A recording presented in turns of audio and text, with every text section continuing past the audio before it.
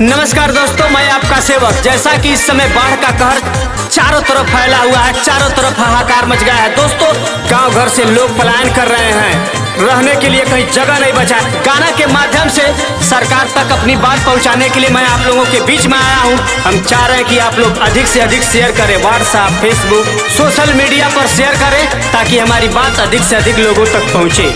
जय हिंद दोस्तों।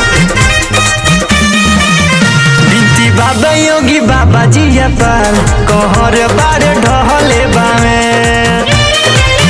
बिनती बाबा योगी बाबा जी पर कहर बारे ढहले बावे। डूबल जाता वे गाँव शहर, डूबल जाता वे गाँव शहर, कहर बारे ढहले बावे। टूटल जाता वे बांधय पर कहर बारे ढहले बावे। बिनती बाबा योगी बाबा जी पर कहर बारे ढहले बावे। सभी बंधुओं से निवेदन है, अपने शुभचिंतक और पशुओं के साथ सुरक्षित स्थान पे पहुँचे। ये बाढ़ किसी की होती नहीं है, जो भी रास्ते में आता है उसे तबाह कर देती है। हम उन बंधुओं से भी निवेदन करते हैं कि बाढ़ ग्रसित लोगों को आश्रय दे, रहने के लिए जगह दे। उम्मीद करता हूँ सरकार हम सबकी मदद जरूर करेगी। आप सभी लोगों से निवेदन है, आप धैर्य बनाए रखें। गोरखपुर देवरिया के लोगवा बावे परेशान हो, बरहज का परिवार मोहिन डूबता हमार हो। गोरखपुर देवरिया के लोगवा बावे परेशान हो, बरहज का परिवार मोहिन डूबता हमार हो।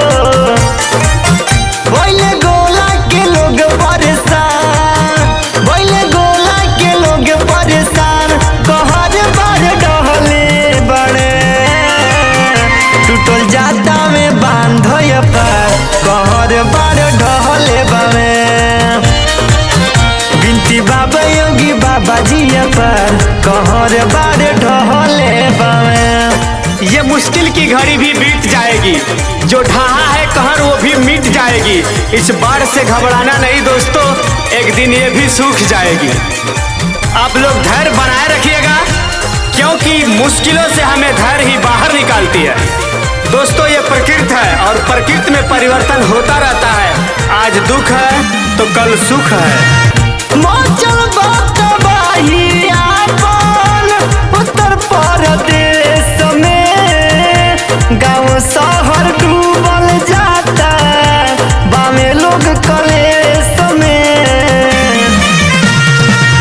मचल बात बाही आपन उत्तर प्रदेश में, गाँव शहर डूबल जाता बामे लोग कलेश में।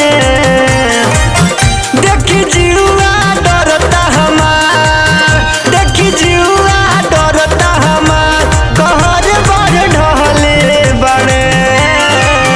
बिनती बाबा योगी बाबा जी पर कहर बार ढहले बड़े।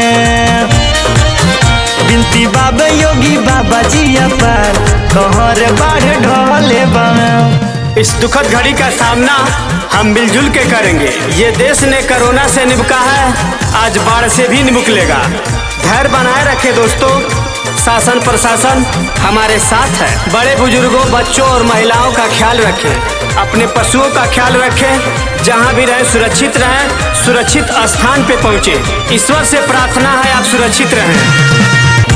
गाँव भर के लोग सुता घरवा से बहरी, कसे पाया जाए बिनती करे रउआ नगरी। गाँव भर के लोग सुता घरवा से बहरी, कसे पाया जाए बिनती करे रउआ नगरी।